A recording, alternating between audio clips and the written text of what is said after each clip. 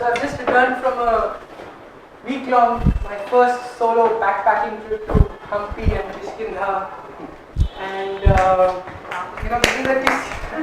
this is the Kishkindha Ramayana, and this was the kingdom of Bali.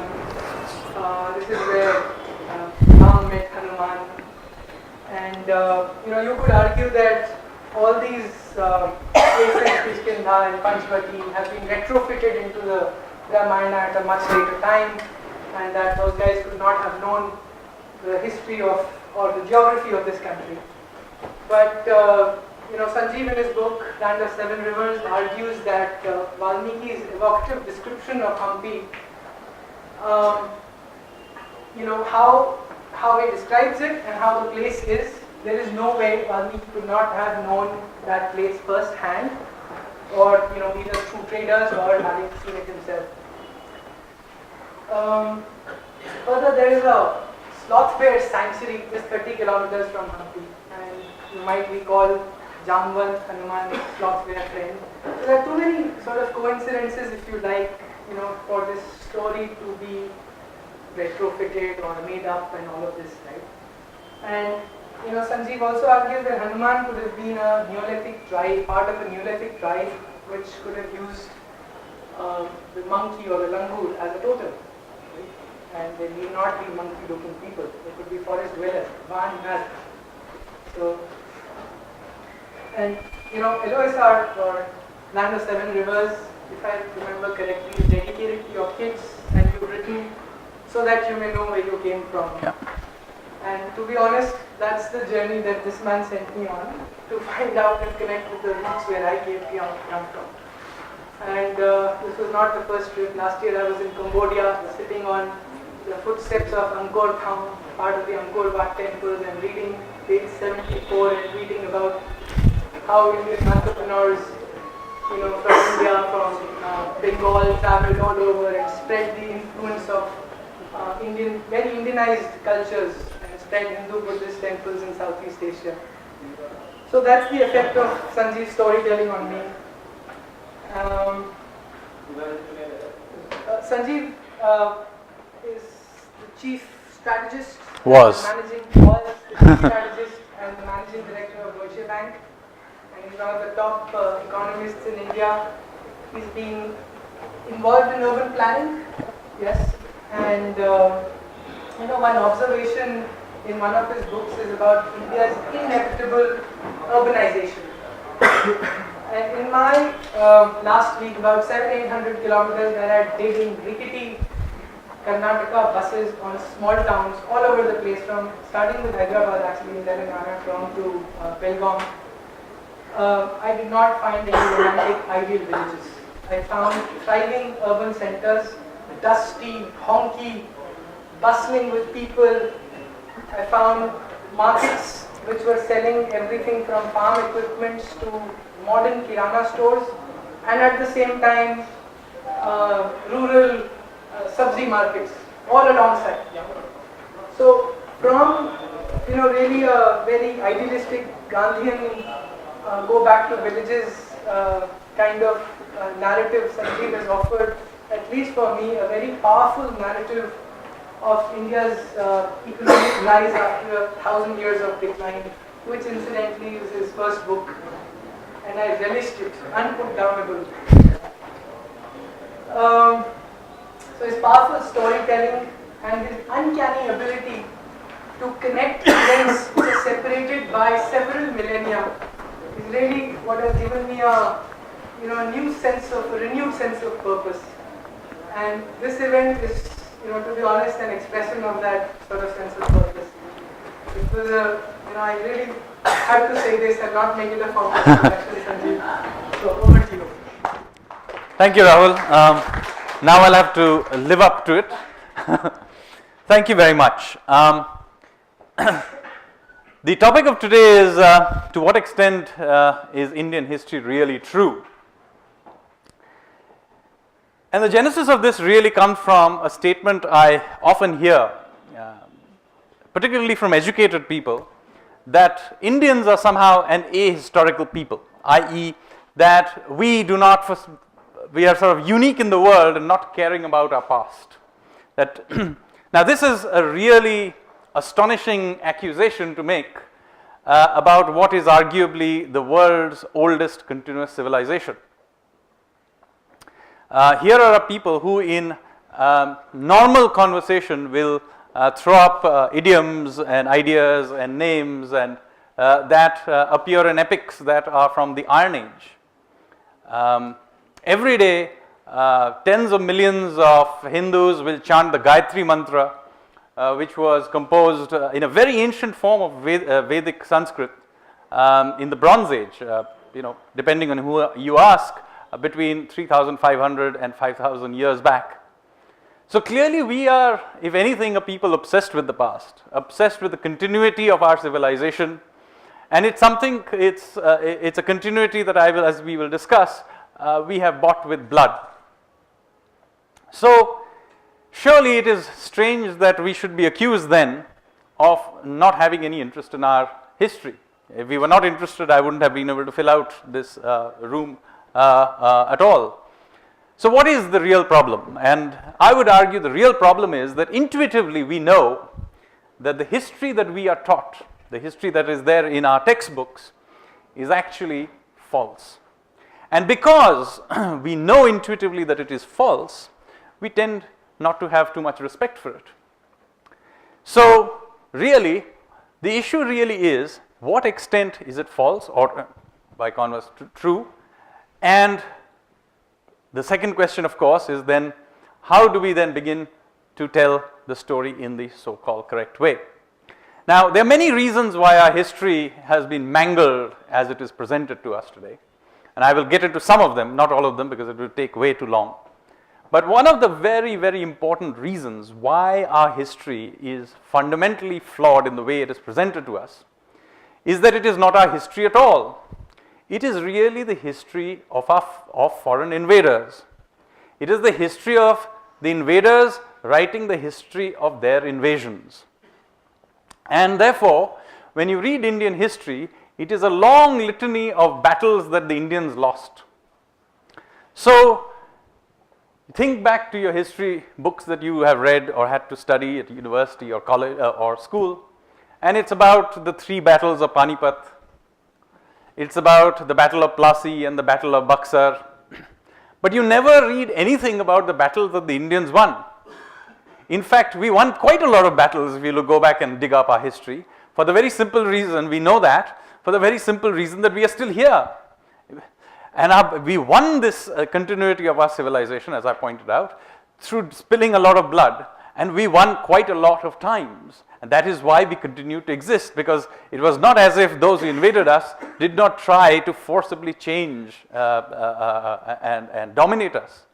So let me name a few battles through history that many of you may have never heard of, but are actually major events in Indian history. Now you've all heard of Mahmud Ghazni and how he invaded India 17 times over 25 years. Now, if you read an Indian history book, you will get the impression that Mahmud Ghazni came, he invaded 17 times, a few years passed, and then Muhammad Ghori came in, he defeated Prithviraj Chauhan, and then the gates of India opened and we were conquered in one shot. In fact, nothing of that sort happened. There is a gap of 1.5 centuries between Mahmud Ghazni and Muhammad Ghori. Why is there a 150-year gap between the two? And the reason for that is that in 1033 AD, a very large Turkish army charged down from Afghanistan across the plains, across into the Gangetic plains, and was met by a much smaller army led by a bunch of local chieftains from that area, near what is now Faizabad, Ayodhya area. And they fought a big battle. And the Indian side was led by a chieftain called Suhaildev or Sukhdev Pasi. And in that battle, the Turks were completely destroyed. They were destroyed and decimated to such an extent that they did not dare come back in for another 150 years. This army was led by Mahmud Ghazni's nephew, who was killed in that battle. There's still a mazar to him in Bahraich, This is the Battle of Bahraich in 1033 AD. Now, no Indian textbook will tell you about this. The only people who remember about this are the caste from which Suheldev Pasi came from, the Pasis themselves. But other than that, pretty much nobody else remembers this. But this is not the only example. If you don't happen to be Assamese, you're probably entirely ignorant about the fact that the Mughal Empire at its height was defeated by the Assamese in a place very close to Guwahati called Saraighat by a Ahom general called Lasit Borphukon. He's one of the great generals of Indian history. He managed somehow to coax the Mughals, who were basically cavalry and artillery guys, to fight a battle on the Brahmaputra, where obviously the Assamese had a huge advantage because they were locals. And he essentially sank the entire Mughal fleet on the Brahmaputra. It was a completely devastating defeat. The first really big defeat that the Mughals had faced in India since Humayun came back to rule Delhi. And it was absolutely devastating. After that, essentially the Mughal Empire began to fall apart. And you have, of course, the Marathas, the Bundelas and others who took over the Mughal Empire very, very quickly thereafter. Again, as I said, you probably, unless you are Assamese, have never heard of this Battle of Saraighat or of Lasit Borphukon. In fact, many of you may not even have heard of Bajirao till this movie Bajirao Mastani came through. And yet, he is one of the great generals of Indian history. The British did not conquer India from the Mughals, as our history books will give you, suggest to you. They actually conquered it from the Marathas, who for 75 years ruled over at least 2/3 of India. In fact, Baji Rao's son, Raghunath Rao, I think his name was, ruled over an empire that was larger than that of Akbar. And yet, he is simply not there in any of our history books. And then, of course, if you don't happen to be from Kerala, you've probably never heard of Martanda Varma. Now, Martanda Varma is an extremely interesting character. He was the ruler of what was then a very, very small kingdom called Travancore or Venad, which is he extended it, but when he came to power, it was essentially a principality smaller than what is now Delhi state. And he decided to take on what was then the biggest empire in the world, which was, oddly enough, forgotten now, the Dutch Empire.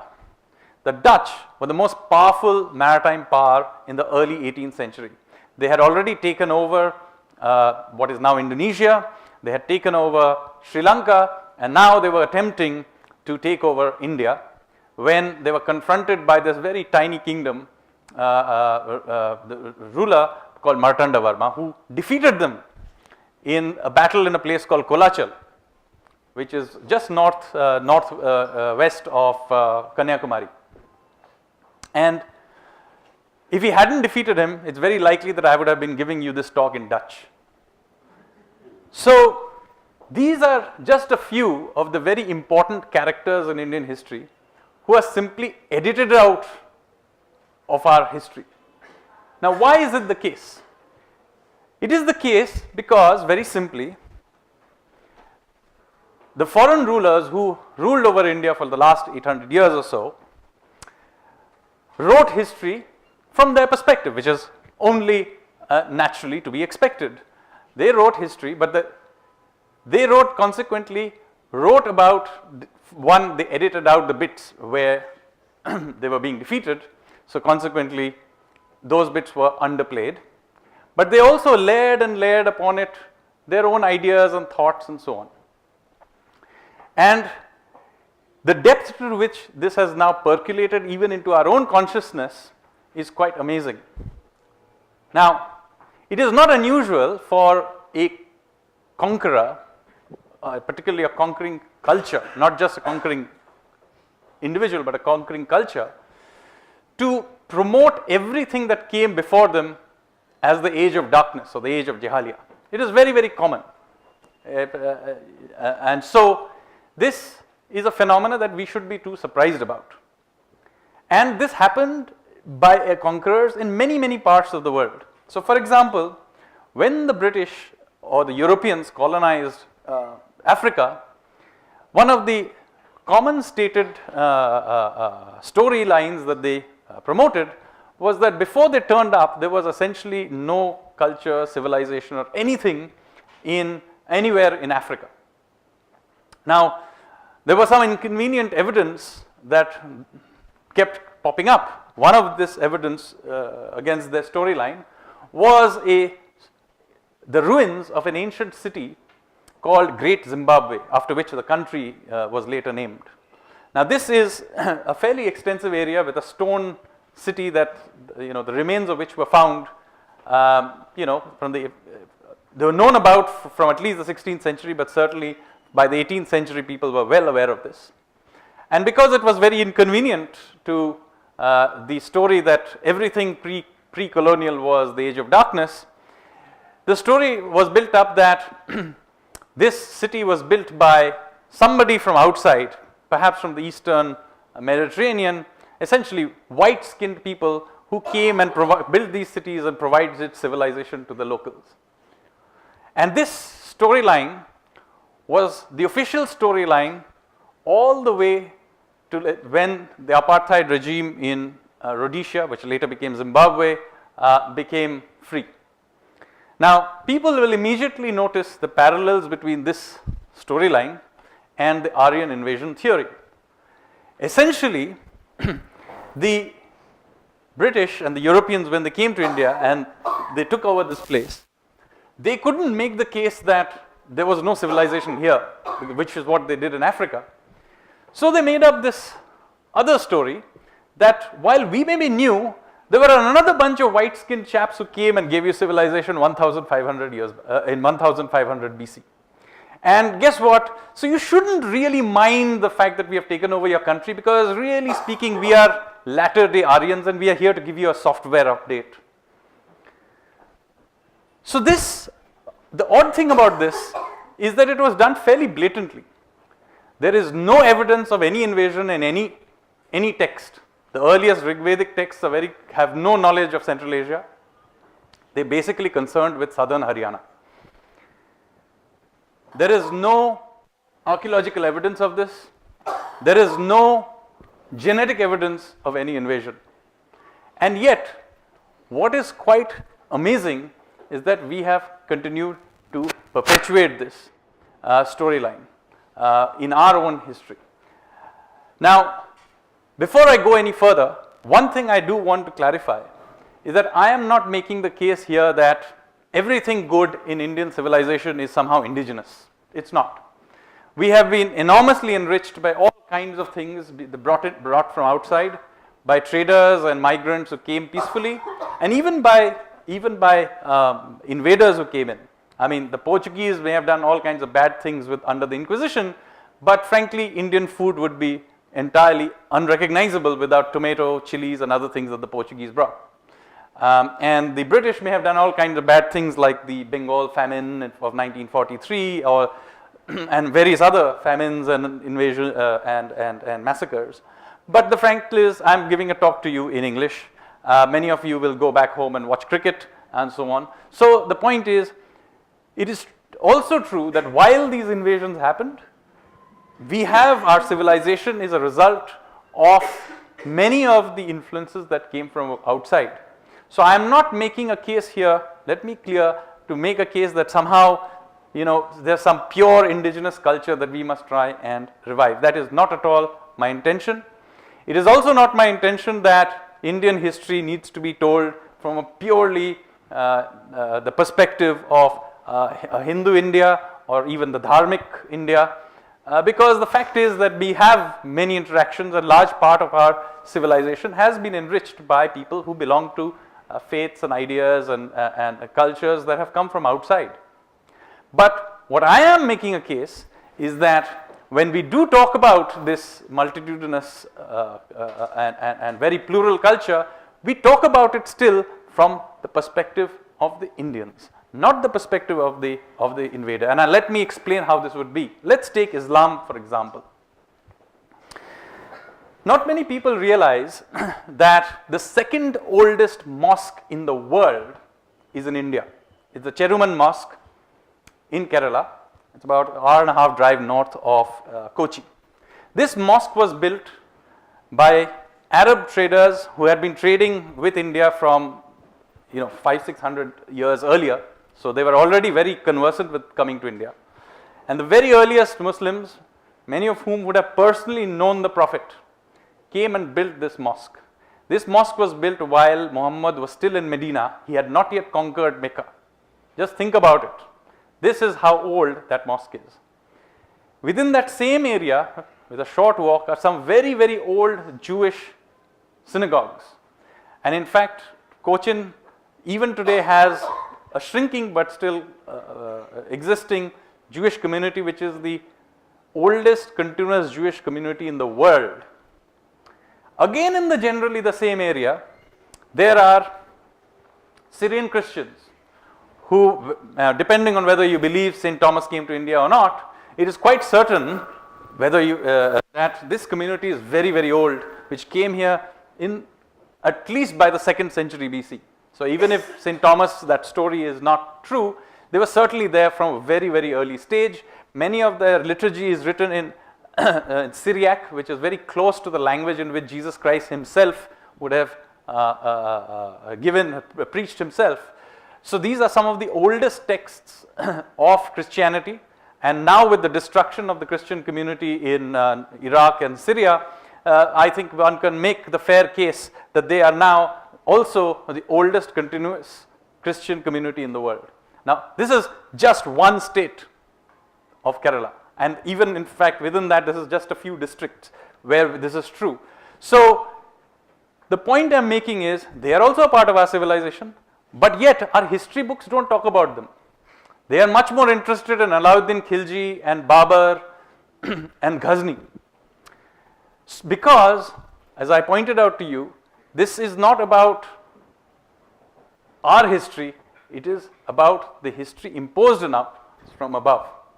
Now, having cursed this rather colonial imposition of history on us, the odd thing is that having become now free for some 70 odd years, we never went about cleansing it of these biases. Now, every other country faced these same problems. Now, if you go and read history books in any other part of the world, they tell their story from their perspective. And the reason for that is a very simple one. As long as the lions do not have their storytellers, history will always glorify the hunter. This is an African saying. And so, every culture tells the story from their perspective. Fair enough. The only people who have systematically not gone about doing this is essentially Indians. This is not due to a lack of our own interest in history, but as I will point out to you, it is because those who came to power in 1947 had a somewhat different agenda on what they were trying to do.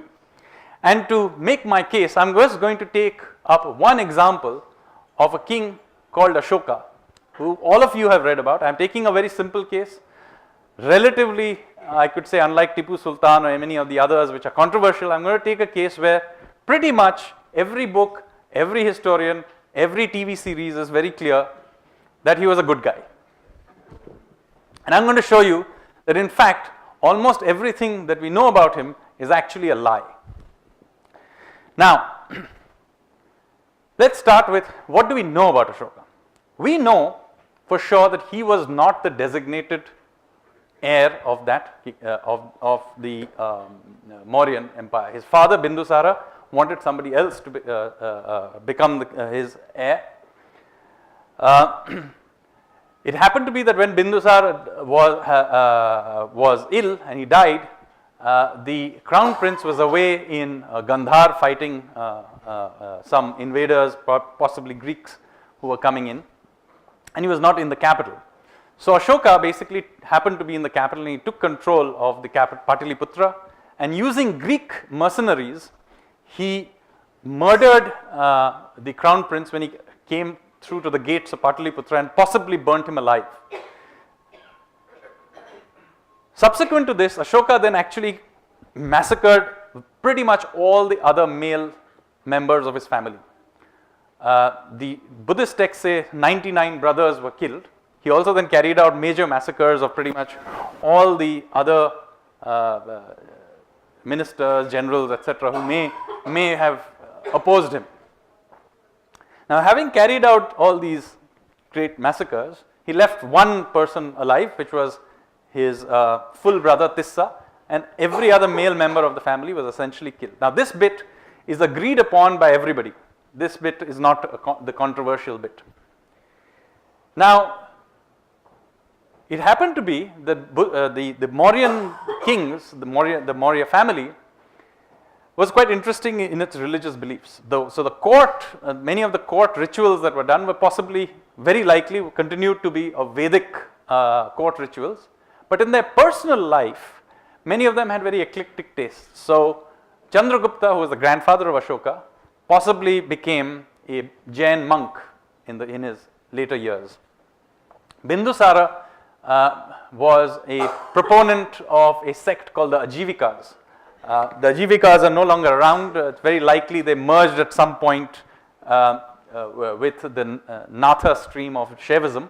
But it was one of the big rivals of Jainism and Buddhism in the 3rd century BC. And of course, there were the Buddhists. Now, we know that there was a lot of contention inside the court, and it is very likely that Ashoka basically sided with the Buddhists for political reasons, because the rest of his family were either Jains or Ajivikas. So there was a political reason why he took on Buddhism. And interestingly, he became a Buddhist before, and I want to emphasize this, before he invaded Kalinga. Now, the conventional story is that at some point, several years after he had become the emperor, Ashoka invaded Kalinga. He massacred a lot of people, and then he felt very sorry about it, and he converted to Buddhism and became a pacifist. That's the storyline. But we know for sure, in fact, from inscriptions, that he was already a Buddhist when he invaded Kalinga. Moreover, having carried out these big massacres, we are told he felt very sorry about it, because he told us, how do we know this? Because he said so in his inscriptions. Now, it turns out, and I personally have looked into this by heading to Odisha and looking up his inscriptions in Odisha. It is very interesting. None of his inscriptions in Odisha make any apology for his invasion. Now, surely, if you were interested in apologizing to anybody and you were feeling so sad about his treatment of the Kalingans, the one bunch of people to whom he should be apologizing should be the Odia. But in Odisha, there is none. In fact, the place where his apology, so-called apology, is written is far away. Those inscriptions are now in Pakistan. Even worse, if you read through those inscriptions properly, instead of just the little bits that are put inside the textbooks, it gives you a very different picture. In the very same inscription where Ashoka apologizes, I feel regret for having killed so many Kalingans, in the very same inscription, the very next paragraph makes the following statement. However, you forest tribes, do not think just because I am feeling some regret having killed all these Kalingans, do not think that I will not treat you in exactly the same way if you do not behave yourself. Now, if you read the whole thing, the impression you get is a completely different one. Basically, what he's saying is, look, I went and killed a whole bunch of those guys, feeling a little sorry about it, but you guys don't behave, you're going to get the same treatment. Do not take my word for this. Read that inscription yourself. It's available in various places online. I'm amazed that more people don't make a fuss about it. But this doesn't end here. Not only does his regret suspect, Ashoka then carried out a number of other massacres. There is at least 2 massacres that are clearly mentioned in a book called Ashoka Vadana, which is a Sri Lankan Buddhist text, which is widely used by the historians to write the history of Ashoka. There is one case in which he killed 18,000 Ajivikas in Bengal.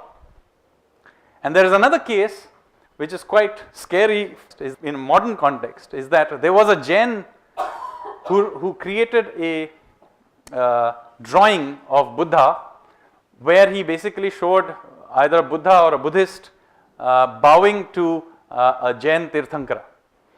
So his family was essentially locked up inside the house, including his whole family, kids and everybody, and set on fire. And then Ashoka said that he would provide a gold coin for every Jain person's head that could be brought to him. And this carried on till eventually the fanaticism went to such an extent that somebody mistook his last remaining brother, Tissa, and chopped off his head and brought his head. And that is when the madness stopped. Now, whenever I point this out to mainstream historians, they said, oh, this is not really true because, this was perhaps inserted into the story a couple of hundred years later by fanatical Sri Lankan Buddhists. So I said, that's entirely possible, but should you be thinking about this, should you not be also taking the same skepticism and applying it to the rest of the text that extols Ashoka for being such a great king?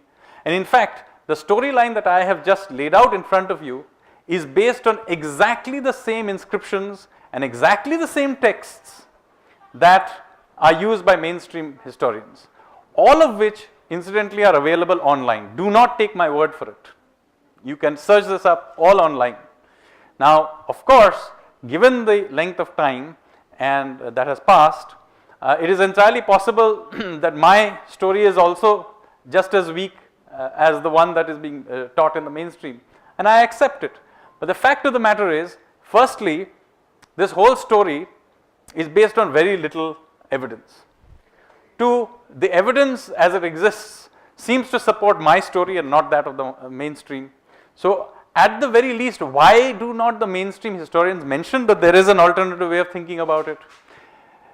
In fact, many books have recently been published, and there's even a serial now going on about Ashoka, which simply whitewash and do not even mention these great massacres of Ajivikas and Jains that Ashoka carried out.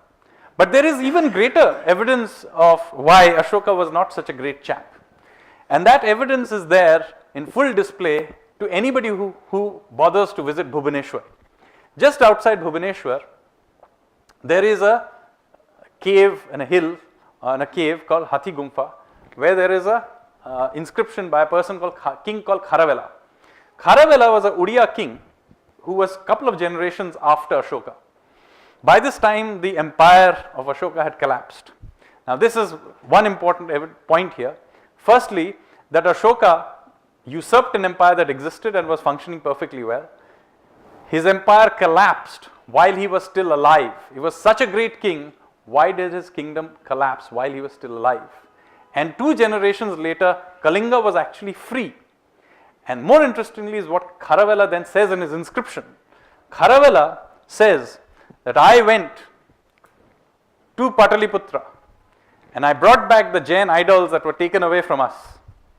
I have then made the king of Pataliputra bend to me. What is he saying? He is saying, I have destroyed the Mauryan Empire. He doesn't have to say that these were the chaps who came and invaded us. And then he places this inscription in a very interesting place. He places them in Hathi Gumfa. Now, if you go on a clear day, and which doesn't have to happen the smog of Bhubaneswar, and you look across from Hathi Gumfa, across Bhubaneswar onto the other side, there is another hill. It's called Dhauli Hill. What does Dhauli Hill have? It has Ashoka's inscription. So what is Kharavela saying? That you, Ashoka, you came here, you carried out this massacre. We remember. I went to Pataliputra and destroyed your empire. I brought back the Jain idols. And very, very interesting how he does this. So the point is, the whole legend of Ashoka, both in terms of the texts that exist, as well as the behavior of subsequent rulers towards the Mauryans, clearly show that this whole Ashokan project was essentially a failure. If anything, it was the first large-scale act of religious genocide ever carried out in Indian history. And thankfully, this would not be too common for a long time. Of course, in medieval times we would have this, but at least in ancient times it would be an exception to Indian history.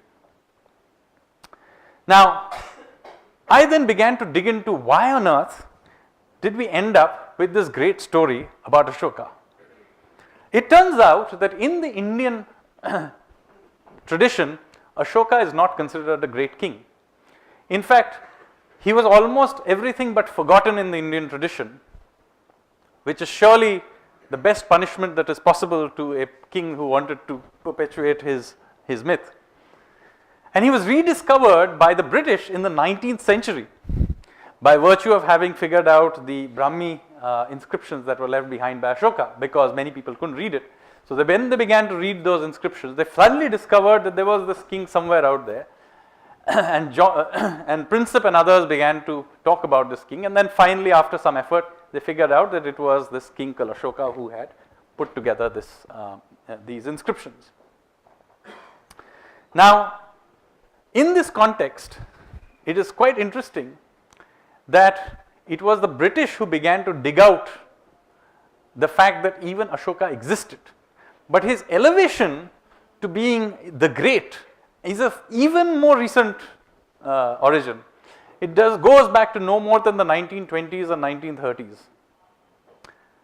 And it turns out the reason that he was very useful is entirely related to the rise of Nehruvian socialism.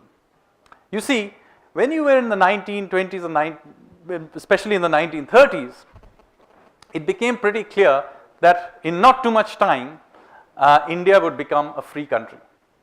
Now, at that time, consequently, the younger generation of leaders who were coming up wanted essentially to create a lineage for their ideological viewpoints. Now, there was a real problem if you happened to be Nehru or one of the socialists, because essentially the obvious place to look for a lineage for your thoughts was to look at the Arthashastra. Now, the Arthashastra is entirely inconvenient to anybody trying to promote socialism, because essentially, and by the way, those of you who think he was Machiavelli of India also haven't read the Arthashastra. Arthashastra has got nothing to do with Machiavelli at all. It is a text very well written about how to run an empire once you have created it.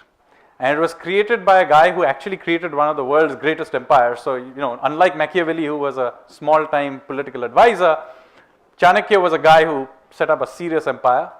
It is also not about spies and other things. Yes, there are some sections about internal security where spies and foreign policy and all that is there.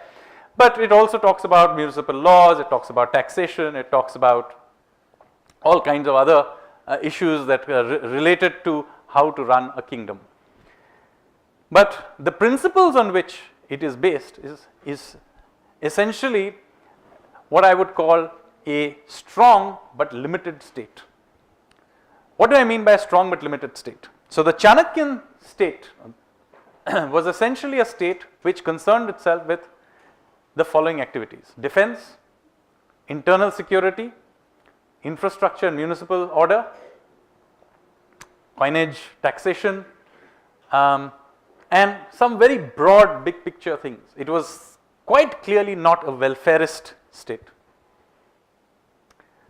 In fact, there are many instances where Chanakya clearly goes out there and says that the state should not interfere in the lives of people, and one of them is very clear. It is a discussion on prohibition, where basically Chanakya makes the case that this is ridiculous, that others are talking about interfering in people's lives and enforcing a prohibition. So as long as people are not are enjoying themselves and not interfering with public order, we should never have prohibition. He actually says this. So it was very clearly about having a strong state. So in those areas where the state is paramount, Chanakya had no sense of humor.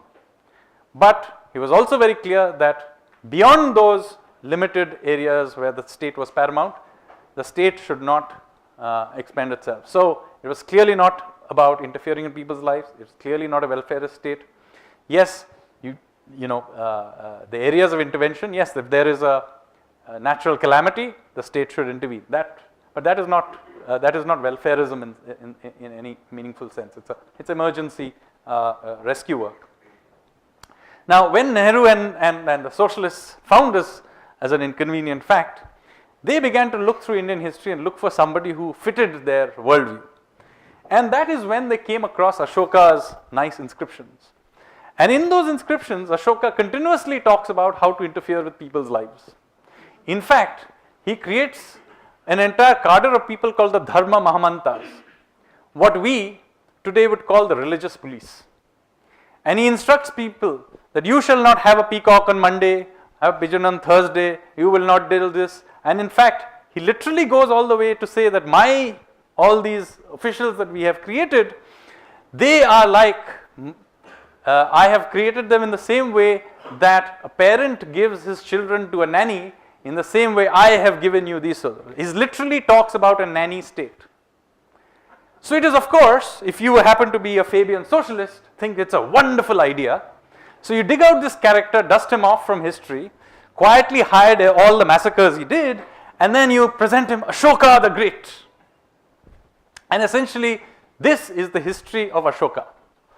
It's a completely fabricated story, pulled out of basically from oblivion by the British, who had other reasons to doing it. But having brought him out, it was really the Nehruvian socialists who then pushed him up to becoming this great king because it essentially suited their story, and then they've of course whitewashed everything around him.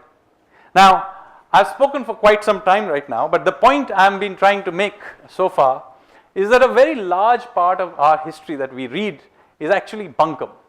It's actually almost even a interested enthusiast like me spends a little bit of time digging up stuff, will very quickly find that it is mostly nonsense.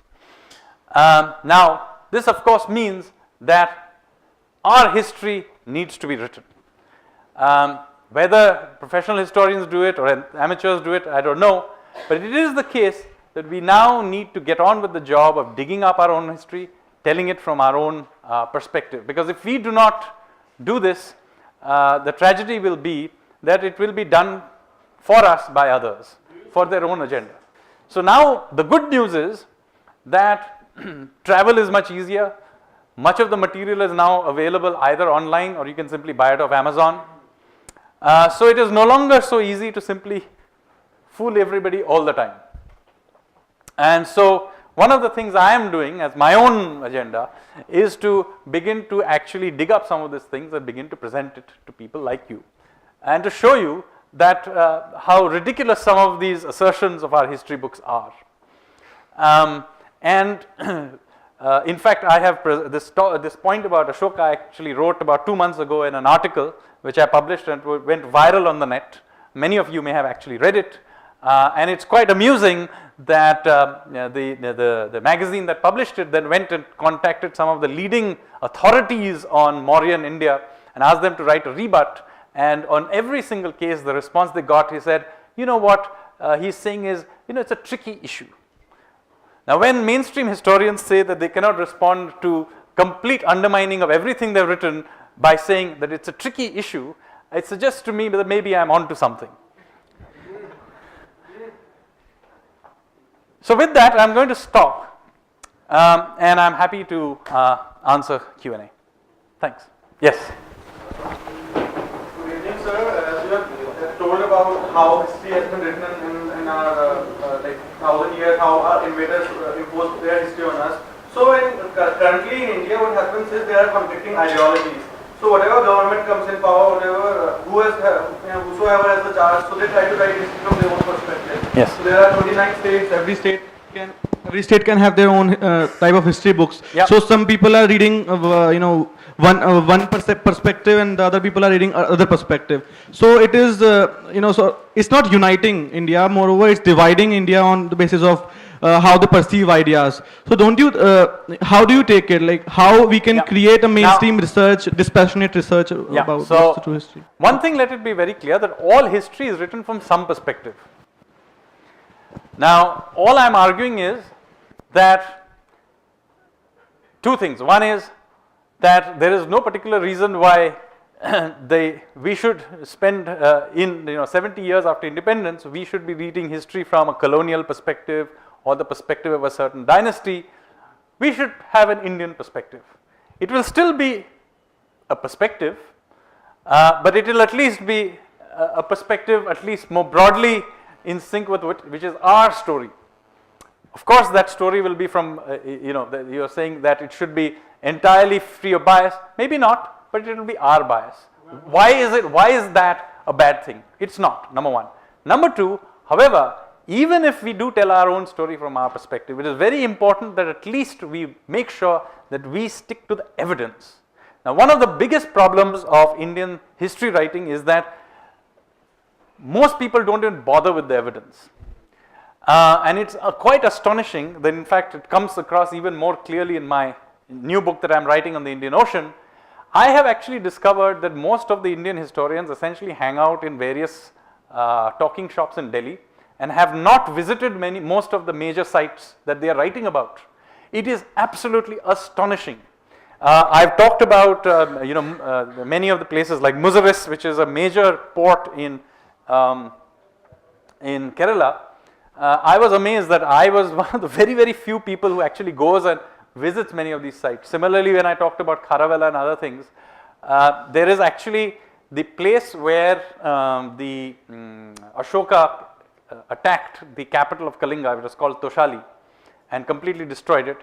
The excavations have found Tosali. And I went to the place to do a few years ago to look up that site. And the archaeologist told me that I am the first person who can be termed a historian to have visited that place. Just think about it. This is one of the most important events in Indian history, and nobody has bothered to look into it. But there are many such instances. I mean, as an amateur, I have gone around to many, many places, and I've been stunned that when you read the textbook, it makes no sense. But when you go and read the original source, whoever it is, and you read it and you just visit the place, a completely different story comes up. And the reason this is happening is that nobody is bothering to look at the evidence. And it is not just, and the reason people are getting away with it is because even those who are questioning these mainstream historians are also themselves not bothering to do it. So we have this entire debate which is going on in a vacuum without any evidence. So very important, before we get into anything else, that we look at the hard evidence, we present it clearly. It is okay to have a perspective, it's okay to have your own interpretation. But the facts must be placed as they are. And that is, I think, very important. But as I mentioned, sure, any perspective will have a certain bias, so what? But it will be our bias.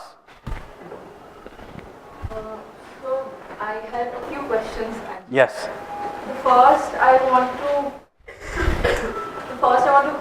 ask you is to define what textbooks you're talking about, because I am a history student.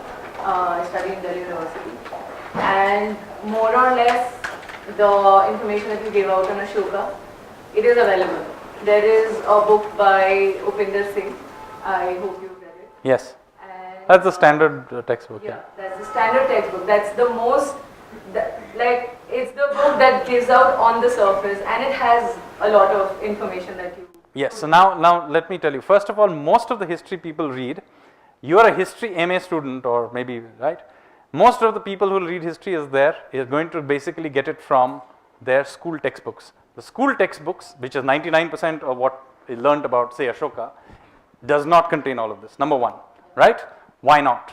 Why give completely the false view, number one. Number two, even when you're talking about, you have a book written very recently by Nayanjot Lahiri on Ashoka.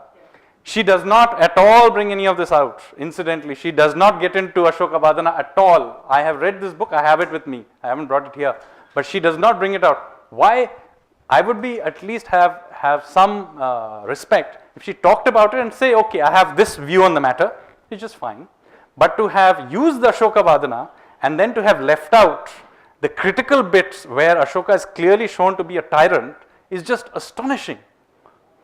And my point is, look, I am not saying that maybe many of the things I mentioned are later insertions, but so it's in the same text.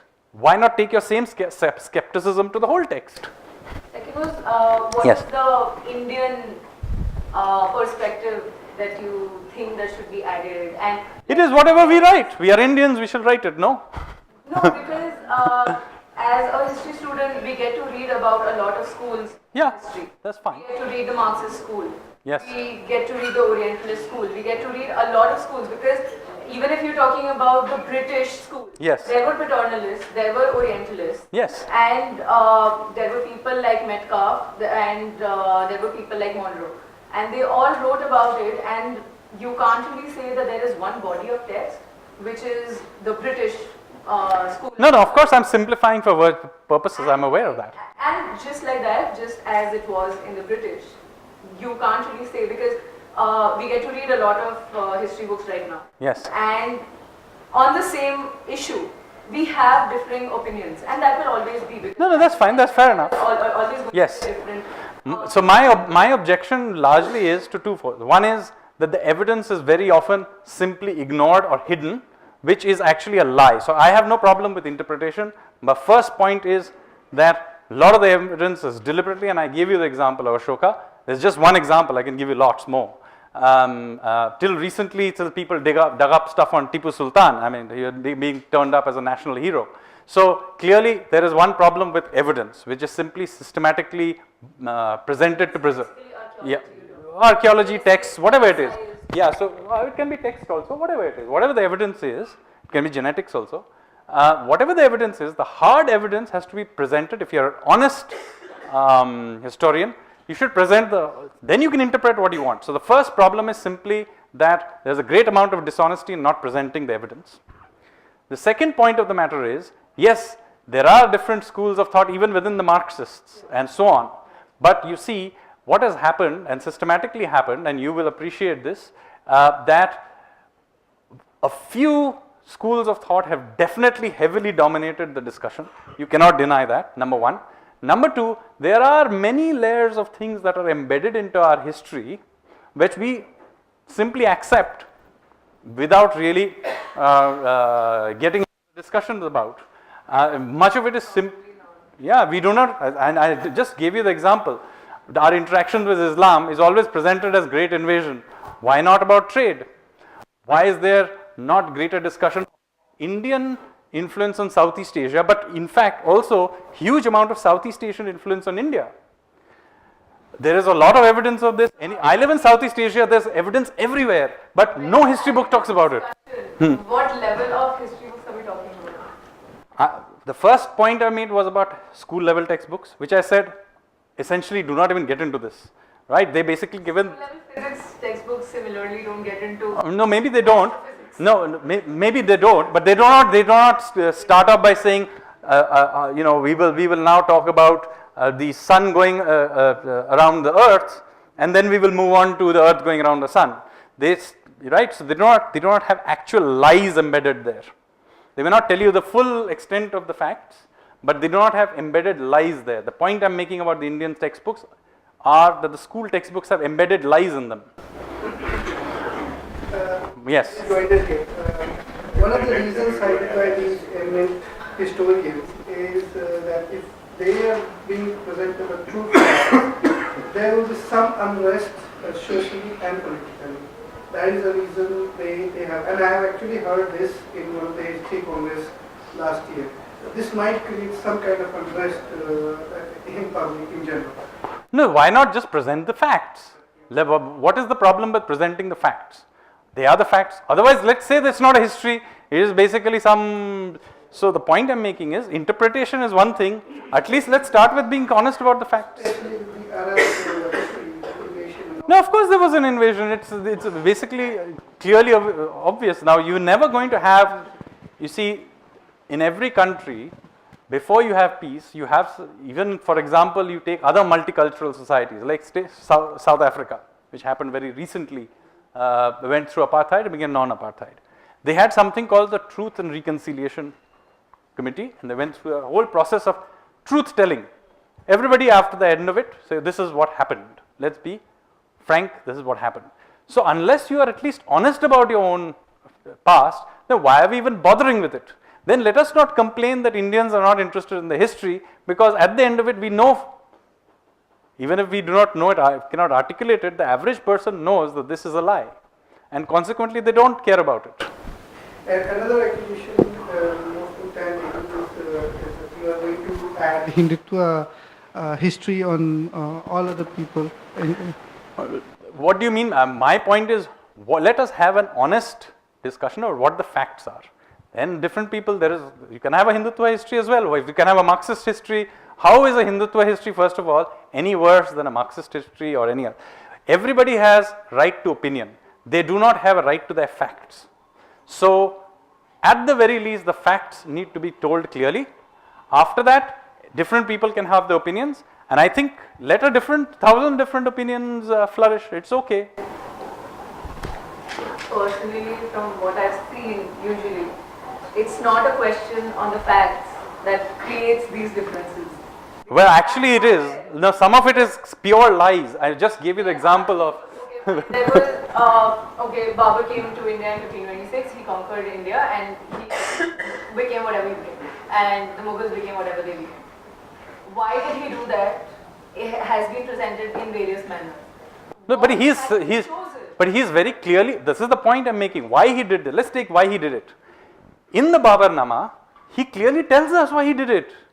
He says that I invaded India because it's a horrible place, but it has plenty of gold. Why there should be a debate about this matter? Why shouldn't there be a debate? Why? Because the man himself is telling us why he did it. Abul Fazl writes this on behalf of Akbar. Is it not on behalf? Babur is writing on behalf of himself. Yeah, sure. Abul Fazl writes it only after Akbar signs it off. But Akbar only tells us that all the nice things that he's done for the empire. Of course he does. Badauni tells us about what he didn't do good, right? Okay. And then we take both of them together and we make our own analysis. So fine. So some places there are separate facts. Some places there are separate facts. So Babur can tell about himself. Okay, I came because of this. And we believe him only because he's saying the I have a right counter argument. Just yesterday, there is a radio show. There's a radio show which talks about, it's called, but I was driving around going cycling with my son, and the show said it was on Babur and Humayun. And it was an invasion of Humayun on Ibrahim Lodi, am I correct? Yeah. Babur on Ibrahim. Ibrahim Lodi. Okay. So, and Babur says, हम इन विदेशियों को खदेड़ देंगे दिल्ली से. And I was like, okay, then what does Babur? Do you think Babur said that? That is the radio show. That's what I'm telling you what has now percolated through to popular culture. Partly because the fact that you think that this is a matter of debate. It is not a matter of debate why Babur invaded India. It is totally not, because there is no other evidence of any other reason he came to India. If there was another bunch of facts and this was this bunch of facts, we can have a debate. But on Babur, as I pointed out to you, why should there be a debate? There is only one bunch of facts told to us from the best possible source, which is the man himself, who wrote that book himself, and he tells us why he did it. Why is this? If this is not a fact, then nothing else is a fact. Yes. You talked about Ashoka. So when you're talking about Ashoka, all the inscriptions he wrote, those inscriptions were written by him or dictated by him, right? And there also, as you pointed out, that the people who wanted to propagate what Ashoka did only picked up those part of the inscriptions which were meaningful to them. Yes. They edited out large parts of it. Right. So on the same way, why has nobody talked about Babarnama? Yeah, of course, it's his point of view. Yeah, because it did not make sense to talk about them as per their own agenda. Yeah. So as per my agenda, I want to highlight what good things that Ashoka did. So I pick up those part of Ashoka's inscriptions. Yes. But as per my agenda, it does not So make this is sense the to exactly. talk about Babur. So this is the point I'm making.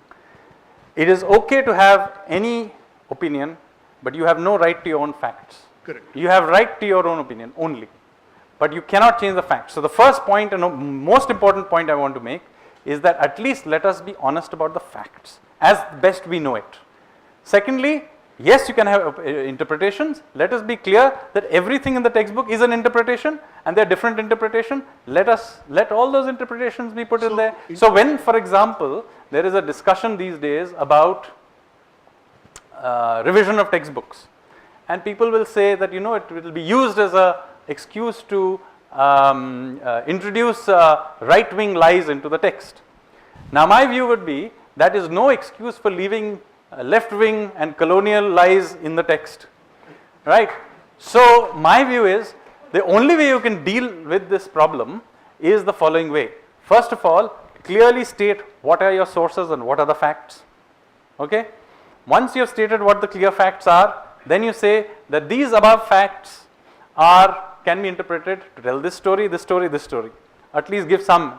Now this will have two interesting impacts. One is it will be more honest, first of all. Secondly, our history books will become vastly more interesting, because rather than it becoming about a series of random dates, it will be about the exploring of our past. So I think that is a point I made in some time ago in a Mint article, where I basically said, let's put the facts down as best we know them, and let there be different opinions, let there be also a right-wing view. And you tell people, ye iska opinion hai, iska opinion hai. So what is actually happening is, because the facts are not being brought out, so today if I say that Babur said this in his Baburnama, that is not projected as a fact. Yes. If I say this, it is projected as a right-wing lie. Yes, so that is where my objection lies. Exactly. Yes, sorry. Abhinav, you stand up and. You see, India has been a culture which has very strong oral tradition. Yes. Especially when we come down to the subaltern history. Yes. This history has never been studied in India. Yes. It has been dismissed as a myth making or something. Up until now, in the last 10 years, we see lots of people are studying history from the left, but they are saying this is an attempt at Sanskritization. The example of Raja Suheldev is being dismissed as an attempt at Sanskritization, but at the same time they say they go and write a book, the Warrior Saint. The Shahid Amin wrote a book of Warrior Saint on the Sayyid Salar Masood. So how do you think that we can deal with oral history in India? So I think oral histories are really important. As I said, because we were ruled, much of the mainstream history is the history of foreign invaders, written by foreign invaders. So to the extent that our own history exists at all is actually in these oral histories. And in fact, this Raja Suheldev story, actually I know most about it from you. And how did you know about it? Because this is the oral history of the Parsis, right? So I think there's a great case for writing it. I am just sad that not enough people are taking this seriously enough. And to the extent that I know this history, very seriously, but they are going about undermining. Yes. Either as a myth making in the arbitrary mode or as a Sanskritization. Yeah, so the point of the matter is there's no point in arguing against it. You have to provide the alternative, what you think is the, first of all, put down what the facts of the story as best known are, and then try and provide your interpretation of it. They can interpret their way, another interpretation of it, that's fine. Let a million interpretations exist. Is the Indian history too hung up on Delhi and Mughal emperors? Yes, they are, because you see, because the control of Delhi is where it's again it is again a lot to do with the history of who controls. So basically it was the history of those who controlled the Delhi Sultanate, and that is the perspective of it was hidden. So now when the British came in, they did not want to encourage the new history from the perspective of the locals, because they would much rather see themselves as, the Indians always keep losing all these wars. They are basically a slave people, and we are just replacing the previous bad lot of rulers with us who are a good lot of rulers. But guess what? You guys cannot be rulers. And so then you have a British history which maybe initially moves to Calcutta, but it's still it's a central history. It's the history of a centralized, and consequently we therefore systematically delete out of it these histories of the extremes, and particularly histories of things that could be construed as resistance. So that is why Lachit Barphukon or the Vijayanagar Empire or Travancore, or for that matter the history of Mewar, are systematically not presented into this storyline. Hence the Maratha Empire is a very inconvenient to the whole narrative. I would like to add Chola Empire. Cholas? Yes. The fact that the Chola Empire was so vast in there that people did go to places like Indonesia and Southeast Asia. And today, No, and by the way, incidentally, the Cholas were very late in the game. They were. Hardly any mention of it. Yes, and in fact, my next book, which is a history of the Indian Ocean, is a lot about the Odiyas, who in fact went and took Indian. It was before the Tamils. It was the Odia who were the great merchants of the Eastern Indian Ocean. They went all over. They pioneered routes all over, all the way to Vietnam, and they colonized Sri Lanka. In fact, the majority population today of Sri Lanka is of Odia Bengali. The Sinhalese are of Odia Bengali origin because of these huge merchant ships that were coming from what is now the area between what is now Hooghly River, that is now in Bengal, going all the way to Chilika Lake. That entire zone was full of ports, and they were coming down and they were settling in Sri Lanka. And of course, the oral history, since we were talking about earlier, it's amazing how interesting it gels once you begin to break out of these the outside worldview and begin to look in our own traditions. So why do they, for example, the Sri Lankans call themselves the Sinhala, the lion people? Why do they call themselves? Because in their origin myth, a king called Vijaya, a prince called Vijaya came, and Vijaya came from a kingdom called Singhapura, and his grandfather was a lion who had married a human princess. Now it's quite interesting that the area generally from which they had come is also to this day a major area for Narasimha worship. Even today, if you go to Puri, when the Puri major festival happens, Jagannath festival, the prasad is even today first given to a temple dedicated to Narasimha, because that is the old core god of that area. And equally, you have of course Durga's lion, which also comes from that same area. So the veneration of the lion as a major symbol of that part of India, which is particularly interesting because it's tiger country and not lion country, is a very strong tradition, which these people then took to Sri Lanka and have kept it there. And it's quite interesting, the battle between the Sinhalese and the Tamils, and then these old totems come out. On one side is the lion, and of course on the other side you have the LTT tigers. Hi, Yes, sorry, there was a gentleman right at the back who has been, yeah. My name is Abhimanyu Gupta, and I'm working with William Dalrymple, and I was like really amazed to listen whatever you said. The biggest thing that you said about the propaganda, basically. So the best example that we have is the most terrible movie that I've ever seen is 300, where they're actually showing that how the Greeks are actually superior to the Persians. Yeah. Because it is actually setting in that US propaganda that why Iranians are bad even now. They were bad 2000 years ago as well. And basically the whites are actually liberating the world from the tyrants. No, but there is plenty of this, and I'll give you. We all watch Tarzan and Phantom comics. What is the story really about? So white guy essentially is required to look after all these natives. So basically what is the subliminal message? That, don't mind us if we are just running the show in your country, because, otherwise you guys can't really run the show. So this is subliminally done in many, many ways. Yeah. So I was researching, and ever since we are born, the first, the most important history that we read is the Egyptian history, and we always see the pharaohs as whites. But now it has come out that the pharaohs were always black and their slaves were whites. Potentially, now, I don't know. I don't know about this particular history, but it's possible. So, like you said about the oral history, even Homer's Odysseus, it was written 500 years after the Trojan War was over, and basically the Homer who has written the Trojan history is not actually the Homer who was there, who witnessed the Trojan War.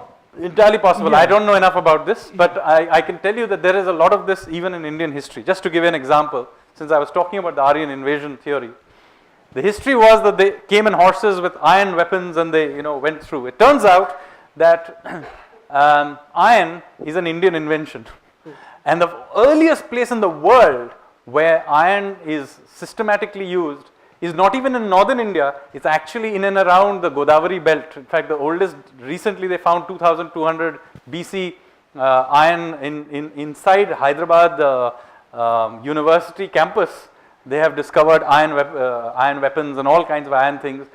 2000 to 2200 BC. These are the oldest systematic use of iron anywhere in the world. So far from being a technological advantage of chaps coming in from the Central Asia, this was a technological advantage the locals had over the foreigners. Not only that, 600 years after this, in about 1370 BC, we actually have a bunch of Vedic god worshipping people who conquer northern Iraq, a group called the Mitanni.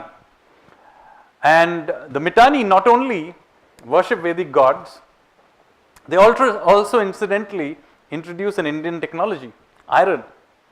Now to say that these chaps came from Central Asia is ridiculous. There is no sign of use of Central Asia of either Vedic gods or of iron. In fact, it's not even clear that they were the first people to domesticate the horse, because they actually, some of the earliest signs of horse are actually also in India, Neolithic sites in and around Allahabad. So, you know, the fact of the matter is that this whole storyline is basically rubbish. Yeah, yeah. I just want to point, I may make some small comment. Actually, Yeah. I believe, what my belief has been, there's been a lot of debates going on in history. Yeah. Rumila Thapar has been writing one book and another book on Ashoka and the Mauryas. And Nanjot Lahiri came out with a recent book on Ashoka. So there are a lot of debates, and what I believe is that lay people don't actually care. These books are there out there for debate, but actually the people are academics have a monopoly over this debate. Lay people don't actually are not bothered by this debate mostly. They do not go and read these books maybe. They are because No, they've been doing it for a long time. No, you're right that ultimately specialists have a huge advantage in any field, not just in history. This will be true of physics and true of, and in fact, I forget who, a very famous scientist made the comment that all progress in science happens one funeral at a time. So just imagine that if this is true of science, which is supposedly as objective as it gets, then in subjective fields like history writing or many other fields as well, this is obviously going to be the case. All I am trying to do here is to point out that what is presented as fact to much of us is not the case. I know many people have suspected this for a while, but I am just taking a few instances and bringing this up as an issue, because I think it is very important for any civilization, particularly one of which we are very proud of, and most people here would say that we are very, very proud of our civilization. But let's be honest about it, not everything about it is great. I chose particularly Ashoka because it would get away from daily debates on religious identity and all that, which are of today. Ashoka is relatively more distant to it, and that's why I specifically chose Ashoka, because then I can, relative to other characters of human history, I can show you that even in this case, you can see how much of it is fudged. Now, I'm not saying that this is therefore we should not read history. I think it is important to recognize its nature. After all, forget about events that happened 2,400 years ago. Even events that happened in last week are furiously debated in columns every day in the newspapers. So it's not that surprising that we have different views on what happened so long ago. So I am not therefore very squeamish about there being different interpretations. It's the nature of human beings. World would be a boring place if we all agreed on everything. So that is not what I am squeamish about. What I am squeamish about is two things. One is a blatant misuse of evidence. I think the evidence has to be clear, continuously updated. It's not a static evidence as well. We are continuously doing archaeology, finding new texts, doing genetics, climate science, which I can tell you will completely change many of the ways we think about. The coastline of India that we see today is actually a relatively recent phenomena. This coastline is alive, it's continuously changing. Climate is continuously changing. We are having one of the warmest winters in history, but let me assure you there have been many episodes through history where this thing has happened. One of the great events of our history has been the drying up of the Saraswati river, which was a cataclysmic event. So climate history, all these pieces of information are continuously being updated. we need to be honest about what this information is and continuously update it. So that's one evidence-based. The second is that we must allow for a variety of interpretations to flourish. As long as they are reasonably logical, it is fine.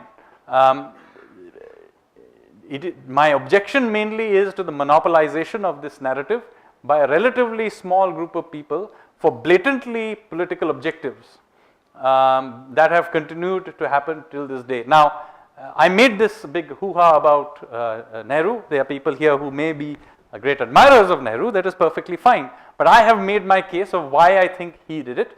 And by the way, it is not a completely outrageous statement about Nehru, because Nehru was a great history maker. He wrote history himself, but he also created his own aura in many ways. I mean, here is a man who awarded himself the Bharat Ratna. Here is a man who, while he was Prime Minister, instituted his own birthday as Children's Day. And then, so this is not a person who is not unaware of the processes that I am talking about. He is very well aware of this. So, therefore, when we deal with, and of course, 23rd we may find out some more interesting things about him. So, wait till that. Although I'll be very surprised if the most juicy files still exist. I'll be very, very surprised. I think most of the Netaji files have already been sanitized long ago. But anyway, never mind. Yeah, I have a gentleman there right at the back. No, you didn't. Okay. Yes. So, lady here wants to say something. Reference to the comparison made between Machiavelli and Chanakya. You said that Chanakya speaks both about acquiring power and consolidation of power, whereas Machiavelli doesn't do that. But I think his book, The Prince, 3/4 of is definitely about acquiring power, but 1/4 of it also deals with consolidation of power. But he's dealing, but you see, Machiavelli only deals with power. If you read the Arthashastra, it's not, there is obviously, as he's talking about the state, so it's a maintenance of power. Most of it is about maintenance of power, not about acquisition. Maintenance of power is an important underlying theme in it. Yes, but the thing about the book, it is a very different book. It talks about taxation, it talks about municipal issues, it talks about foreign policy. In that context, it also talks about power, which is very different from Machiavelli. He is not concerned about governance at all, whereas the Arthashastra is all about governance.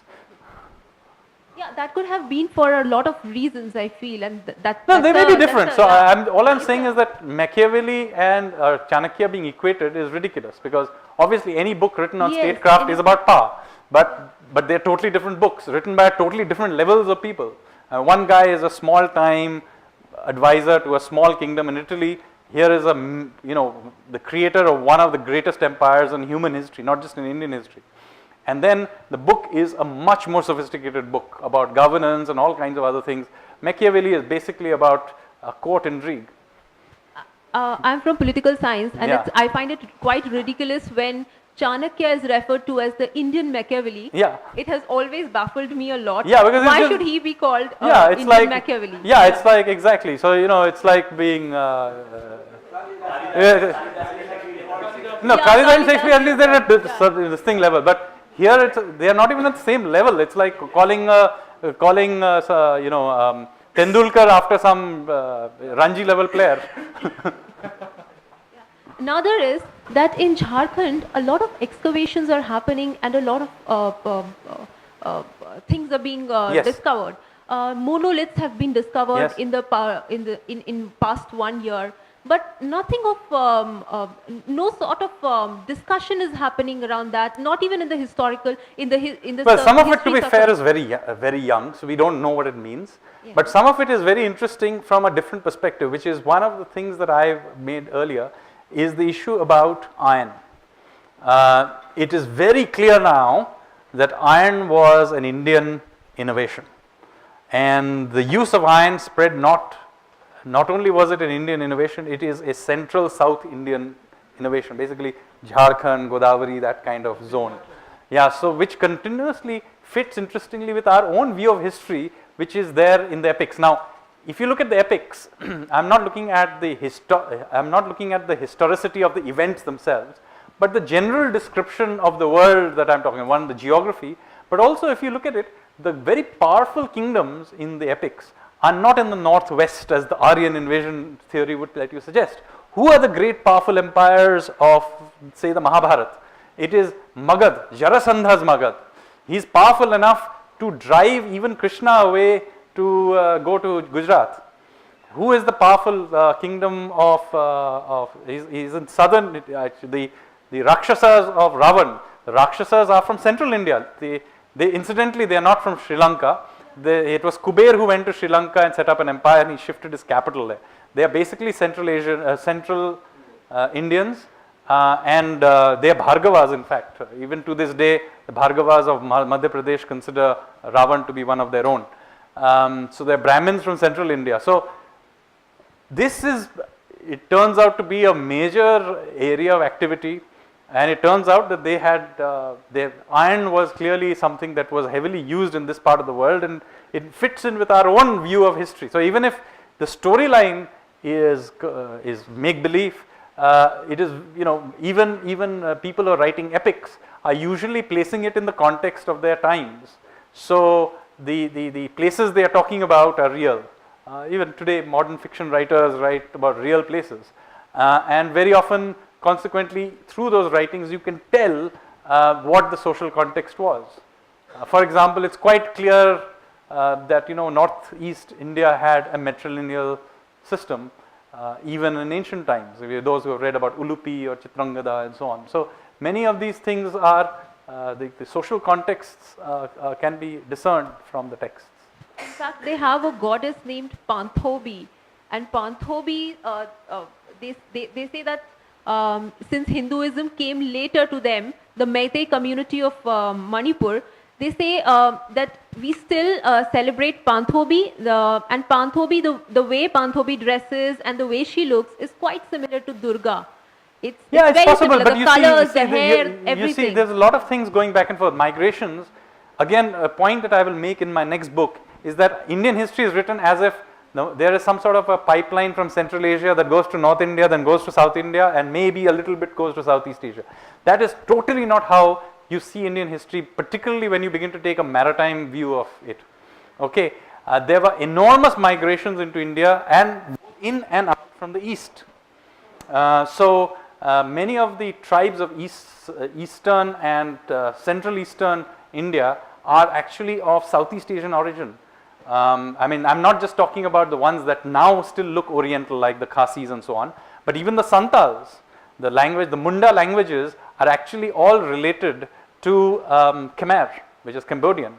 And not only that, we now have genetic proof that they are also migrants. So there were migrations happening through the east as well. It's not just, and of course, southern Indians were going up. And as I pointed out, there were periods in the Iron Age where the southern Indians probably were the powerful kingdom. So rather than the Aryan invasion happening, it was southern India going up sometimes and coming down, mixing, all kinds of movements going on. Yes. So, yes. Okay, two more questions. One here and one gentleman right at the end who has. So Sanjeev, Yes. firstly I want to say that I really enjoyed reading your book, The Land Thank of you. Seven Rivers. I also buy into your argument that, the history around, the maritime history around the Indian Ocean has not been as well explored as it should have been. A large part of our history is more land-based. But at the same time, there are some things which come to mind. The first thing being that I never really walked out of school reading history there, feeling not proud about my country. I did come back and say that, this is a great country. I did read about, some of your ancestors, your great-granduncles as well. So that was one part. What you're trying to say here, and I'm just trying to understand what you're trying to say, is that popular history, or there is something wrong with popular history as it is understood by the common people.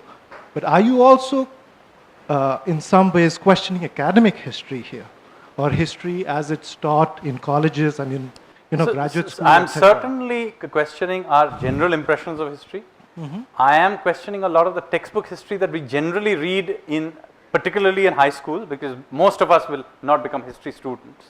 Sure. So I am certainly questioning academic history at that level.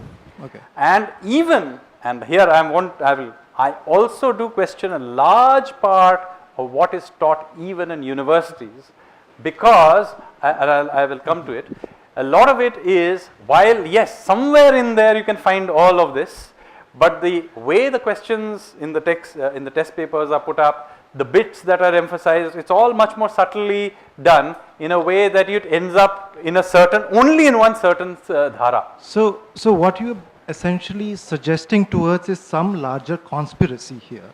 And In here a sense, I would yes. say is that brings into question the entire study, the subject, everybody who's related to Indian history and the institution Yes, of Indian history. it is the and fact. that I find something which is Well, you deeply will be amazed. discomforting. Yes, I'll tell you why. You will be amazed to the extent to which most of the history we today read is controlled by an extremely tiny group of people.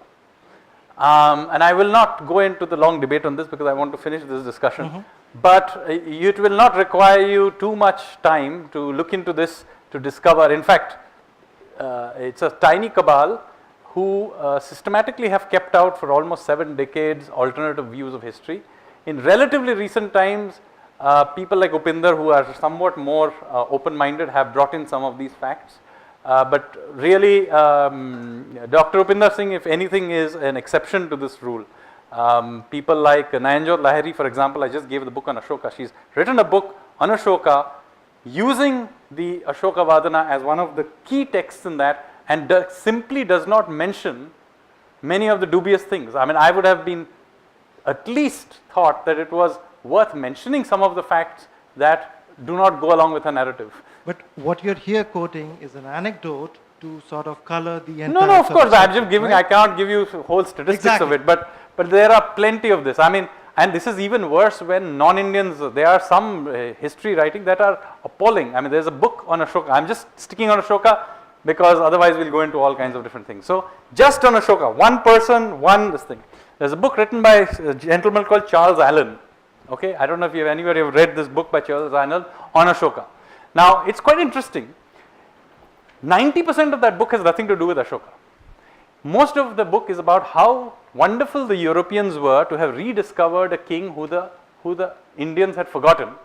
And essentially what he says, and it's quite patronizing and in fact almost racist, how he says that, you Indians don't know what is good for you and don't even know your history. It required us white chaps to come and tell you what it is. That is essentially what he says in that book. It's quite amazing that he gets away with it. I mean, if he had done an equivalent thing today in about black history in America, he would have been lynched. But please read this book to just understand how this historical narrative is simply told in this particular way.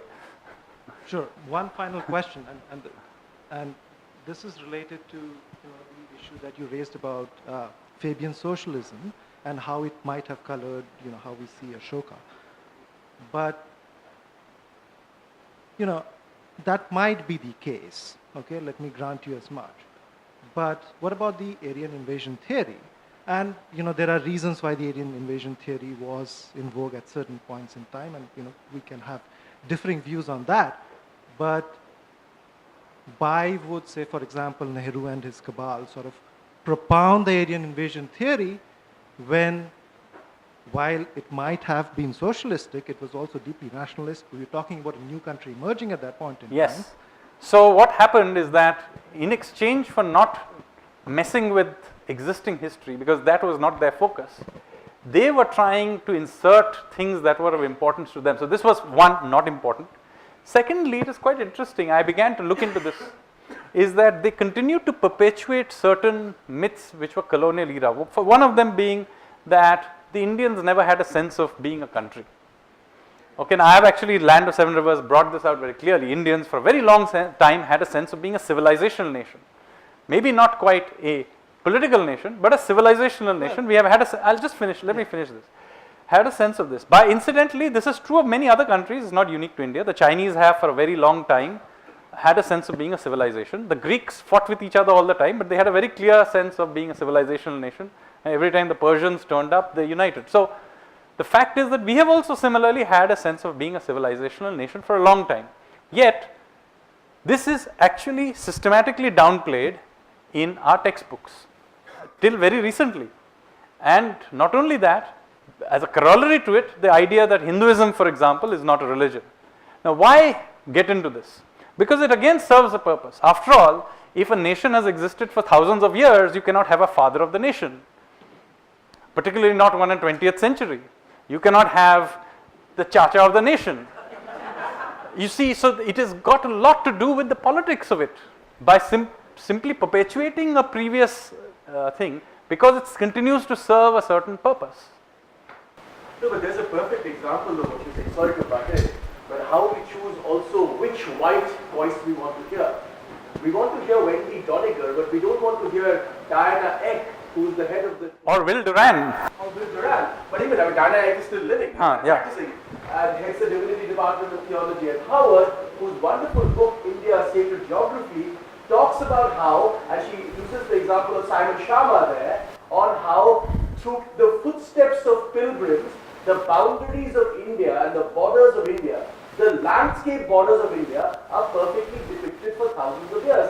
But that's not, you will never hear anybody celebrating Diana Eck at all in India. But you will celebrate Wendy Doniger. And I'm only saying, I'm not saying Wendy Doniger is good or bad. I'm saying, and I'm actually adding to what Sanjeev is saying and absolutely agreeing with him, that that's a political choice. On which voice you want to hear is basically a political choice. And that choices, I have no problems, or I don't think Sanjeev has a problem with anybody making that political choice, as long as we know that there are options. You see, the state power and patronage has been used for a certain way. I'm just pointing out that there are other ways of thinking about the world. I think we need to really, in this, there's a lady who has been really raising, I'll then come to you. Okay, can we take both questions and I'll answer them and then we'll stop. Hi. Okay, I would like to first say that I've been a history student in Delhi University nearly 30 years back. I am glad we had professors who told us what history you are learning is crap. Excellent. Okay? And we were told the correct history is this, but please write these answers to get marks. Excellent. I am so happy. Since then, I'm waiting for people like you to appear and to challenge the history that we are reading. My daughter is a history student today, and she does not like Indian history. The way it is taught, the way what we are learning.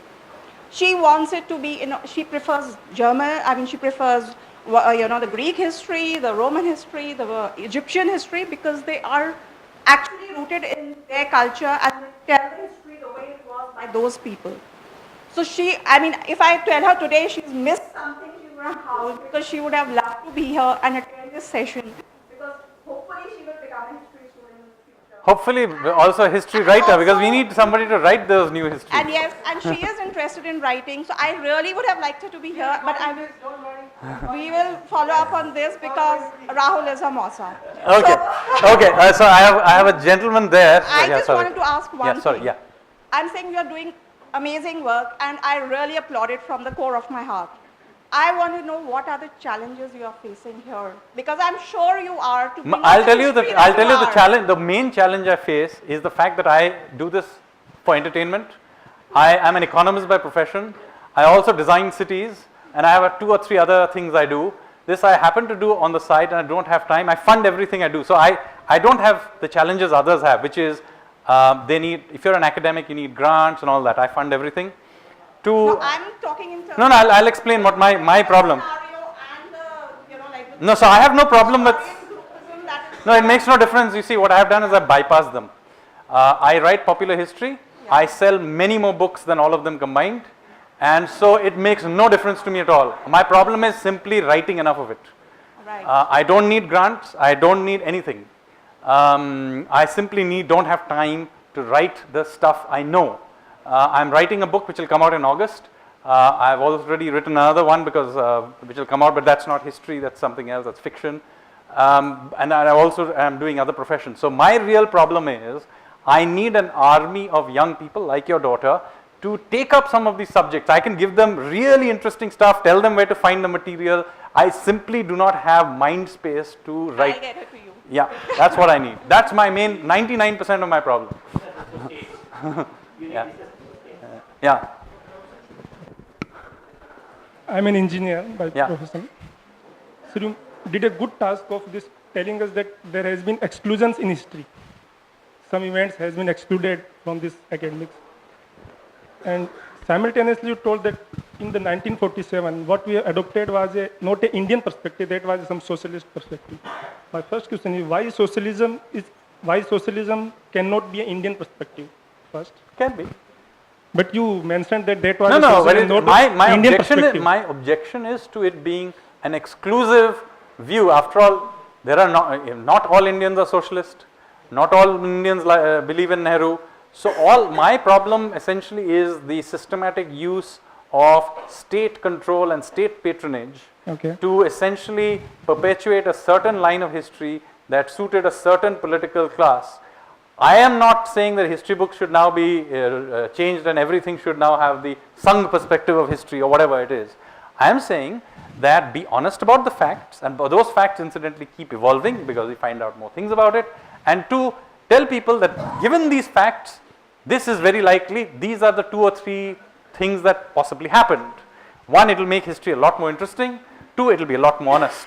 And I certainly do not think it should be allowed that you have a tiny cabal of people, propped up by state patronage, who can then tell us what to think about our past. So, are you saying that state patronage will stop in the future? At the very least, you need to have variety. Don't give patronage to like 3 people who happen to be, and many of those you cases. are creating some more space to some other. Let there be other different views. Let 1,000 flowers bloom. One more thing you said that we are not able to get knowledge about the Mewar and correct history of Mewar, but still I feel proud of Mewar kingdom. No, but I can assure you it's not because of your textbooks. It may be more likely because of Amar Chitra Katha. No, I haven't read anything about Mewar other than my textbook. No, but still I feel proud of Mewar. Yes, so therefore, the point I'm making is we have had to be. We have to still I feel proud of Indian history also. Why so? Because, as I said, this other alternative histories have somehow survived because of other alternative ways. But the state was not trying very hard to push us in one direction. But okay, one more thing. There are many people in the Ladosra, in the South Delhi region, who will tell anywhere who will go that this Qutub Minar was built by Prithviraj Chauhan. There are Qutub Minar is not, that was built, but it was built on top of temples built by Prithviraj Chauhan. That's actually a fact. There are many people are claiming that this was built by Prithviraj Chauhan. But when we try to finding this truth of history, definitely I will become less proud of Mewar kingdom. Why? Because there are, which kind of big war Maharana Pratap has won? Why? Maharana Pratap was not famous for being a construction guy. No, he is famous for his valor and bravery. Yeah, so it doesn't matter if he didn't build some temples, some tall towers. It was built by Qutubuddin Aibak. I don't think even the Marxists think he was a good chap. And you told us a different thing that 90% of history we are reading is incorrect. A very large proportion, 90 or not, is a matter of opinion. You can say that we are not reading a major part of history, but you should not say that we are reading incorrect history, because it will demoralize the Indians. So the 2 points I made, one of them is that there are interpretations. We are not telling people of different interpretations. That is one part. I agree that people can have interpretations, but my first and most biggest objection is that the facts are wrong. I just gave you one example where I told you about Ashoka. I also mentioned about Aryan invasion in much shorter time. I can give you lots of evidence on it. But there are lots. I mean, you can go on and on and on. There are large parts of our history are actually blatant lies. I mean, for example, just to give you one example. So somebody did bring up my ancestors, so I shall bring them up myself now. Now, as it happened to be, there are many streams of people who fought for Indian independence. Now, it happens to be that the revolutionaries were a very important part of that history. Or now Bhagat Singh has suddenly been dug up from this thing, but in fact he was hardly the only person. There was a huge thing. There was something called the Gadar movement, which during the First World War almost succeeded in throwing the British out. And it came within 48 hours of that revolt happening that somebody squealed and the British suppressed it. But it was within 48 hours, a very short distance. There were several major insurrections through Indian history, ultimately ending with something, of course you have all heard of the INA and Netaji thanks to recent this thing, but then it ultimately culminated in something called the Great Naval Revolt in Bombay in 1946, in which 20,000 sailors, mainly in Bombay, but also in Karachi, Calcutta, and other places, basically went on strike. And they were not only that, they were in control of large numbers of ships to the extent, and these were hard-earned. This is 1946. These guys are not random sailors who just joined. They fought the Second World War. They are experienced guys. They know how to control these ships. They have ammo. They could have taken over, in fact, Bombay. In fact, they effectively controlled Bombay for a couple of days. They were not given any political leadership, and then they laid down their arms. That's a different story why they did that. But the fact I'm telling you, that was, in my view, and in the view of many eminent British politicians of that time, including Attlee, who was the Prime Minister of Britain, the key factor why India got independence the following year. Because essentially, they were no longer in control of the British and Indian armed forces. And so, this is not taught to us anywhere in our texts. Far from that, the soldiers of the INA, when they came back, were never taken back into the Indian army. The sailors of the revolt of 1946 were thrown out. They were never taken back into the navy. Why? Because it did not serve a certain narrative. Purpose. Yeah. That's and why. sir, one more thing. It may be something. No, I really have to stop now. Yeah. Temples were built by them. Is it a fact or not? They claim that. I don't know. Well, as I said, you have to provide. I'm willing to that perspective, but they have to provide evidence. Okay, thank you. I thought you will throw some light. But we are. Thank you.